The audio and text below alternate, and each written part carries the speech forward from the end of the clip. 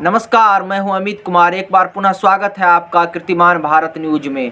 आपको बता दें कि अगर किसी भी भारतीय से ये प्रश्न किया जाए कि भारत का सबसे बड़ा दुश्मन कौन है, एक शब्द में उत्तर आएगा कि भारत का सबसे बड़ा दुश्मन पाकिस्तान है। क्योंकि अब तक हम पाकिस्तान से कई जंग लड़ चुके हैं।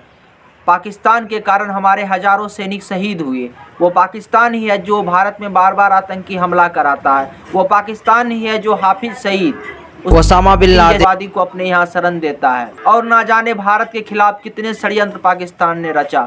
लेकिन सपा अध्यक्ष अखिलेश यादव को लगता है कि भारत का सबसे बड़ा दुश्मन पाकिस्तान नहीं है। दरअसल सपा अध्यक्ष अखिलेश यादव ने एक अखबार को दिए गए इंटरव्यू में कहा कि भारत का सबसे बड़ा दुश्मन पाकिस्तान नहीं है। पाकिस्तान केवल पॉलिटिकल इनेमी, केवल राजनीतिक शत्रु है। राजनीतिक के कारण पाकिस्तान को सबसे बड़ा दुश्मन माना जाता है। आपको बता दें, अखिलेश यादव को ये पता होना चाहिए कि पाकिस्तान का कोई भी राजनीतिक दल भारत में चुनाव लड़ने नहीं आता।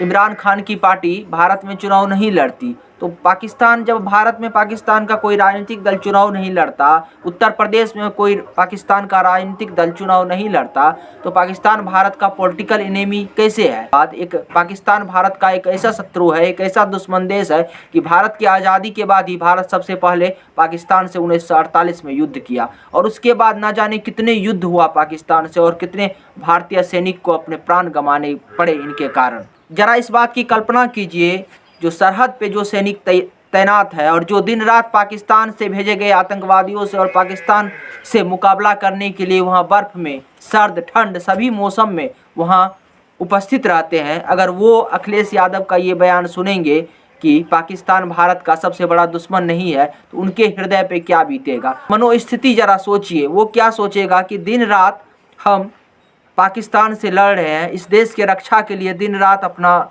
सर्वस्व न्योछावर कर रहे हैं, लेकिन हमारे ही देश के एक राजनीतिक दल, एक पूर्व मुख्यमंत्री, एक बहुत बड़ा नेता जिसके लाखों लोग फॉलो करते हैं जिनको, वो कह रहा है कि पाकिस्तान भारत का सबसे बड़ा दुश्मन नहीं है। ऐसा नहीं है कि अखिलेश यादव नहीं जानते कि पाकिस्तान भारत का सबसे बड़ा दुश्मन है। अखिलेश यादव को भी ये बात पता है कि पाकिस्तान भारत का सबसे बड़ा दुश्मन है, लेकिन अखिलेश यादव केवल अपने राजनीतिक हित को साधने के लिए ऐसा बयान देते हैं। आपको बता दें कि तथाकथित कुछ देश के कुछ नेताओं को लगता है अगर वो पाकिस्तान के समर्थन में यहाँ कुछ बोलेंगे तो देश के कुछ लोग, यानी कुछ देश के कुछ जनता उनके पक्ष में आएंगे और उनको वोट करेंगे। लेकिन इन नेताओं को ये सोचना चाहिए कि भारत में रहने वाले प्रत्येक व्यक्ति का दिल केवल हिंदुस्तान के लिए धड़कता है, और जो भारत का दुश्मन है वो इस देश में रहने वाले प्रत्येक व्यक्ति का शत्रु है।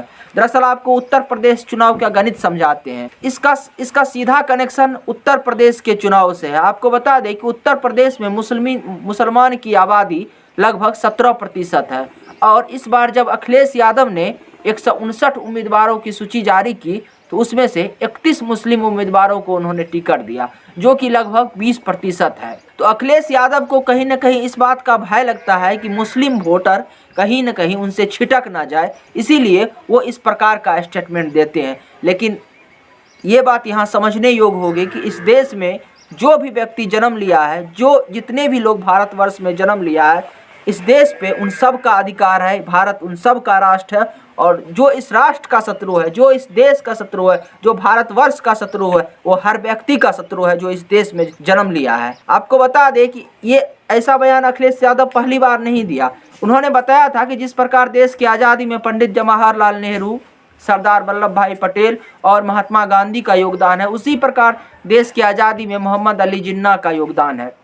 आपको बता दें कि जिन्ना वही शख्स है जिसके कारण भारत का बंटवारा हुआ। जिन्ना वही है जो पाकिस्तान का स्थापना किया, मोहम्मद अली जिन्ना ने। जिन्ना भारत का बंटवारा हुआ और बंटवारा में लाखों लोग मारे गए। इस नरसंहार का, इस मौत का जिम्मेवार भी जिन्ना है। ऐसे व्यक्ति का जो लाखों लोगों के नरसंहार के लिए, लाखों लोगों की मृत्यु के लिए जिम्मेवार हो, ऐसे लोगों का, ऐसे मोहम्मद अली जिन्ना का जब अखिलेश यादव अपने मंच से तारीफ करते हैं, तो लाखों भारतीय का, जिसका हृदय इस राष्ट्र के लिए धड़कता है, जो इस देश के लिए, इस समाज के लिए, इस राष्ट्र को उन्नत करने के लिए अपना सर्वस्व न्योछावर कर दिए, वो लोग, वो परिवार जिन्होंने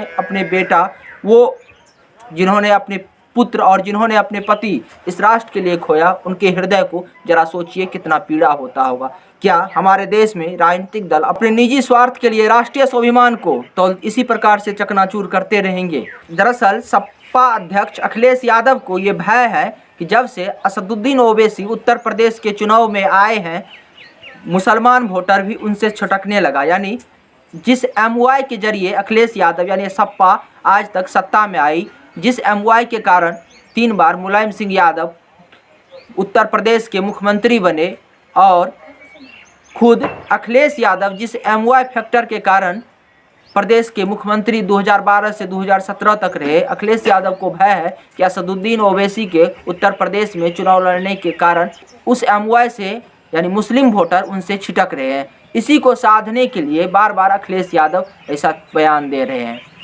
आपके जानकारी के लिए भी बता दें कि इस बार MY से Y भी अखिलेश यादव से छिटक रहे हैं। यही कारण है कि अखिलेश यादव ने 159 उम्मीदवारों में से केवल 20 यादव उम्मीदवारों को टिकट दिया, जबकि उत्तर प्रदेश में करीब 20% यादव समाज की आबादी है।